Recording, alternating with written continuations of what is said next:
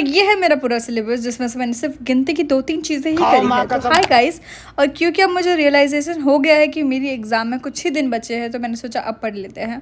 इसलिए मैंने सैटरडे और संडे को जो भी करना था वो सब लिख के मैंने बोर्ड पे लगा दिया। फिर मैंने एक पोएम के नोट्स बनाए और तभी मुझे रियलाइज़ हो गया कि मुझे आ रही है बहुत गंदी नींद, क्योंकि मैं चली गई थी स्कूल। इसलिए मैंने फटाफट कॉफ़ी बनाई और फिर मैंने उस पोएम को कंप्लीट करके हर जगह से टिक ऑफ कर दिया। अब मैंने अकाउंट्स के BRS को स्टार्ट करा और मैंने उसके कुछ क्वेश्चंस प्रैक्टिस करे, और इनफ प्रैक्टिस करने के बाद मुझे थोड़ी भूख लग गई थी, तो मैंने ये अपनी उंगली से बड़े साइज़ के पफ खाए।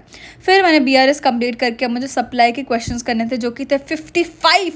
इसलिए मैंने सिर्फ 30 क्वेश्चन करे। ऑलमोस्ट 30 क्वेश्चंस को कंप्लीट करने के बाद मुझे बहुत गंदी नींद आ रही थी, क्योंकि मैंने बीच में ही बहुत बड़ा ब्रेक ले लिया था और मैं सीधा 1 बजे पढ़ने आई थी, तो अब बज रही थी 3।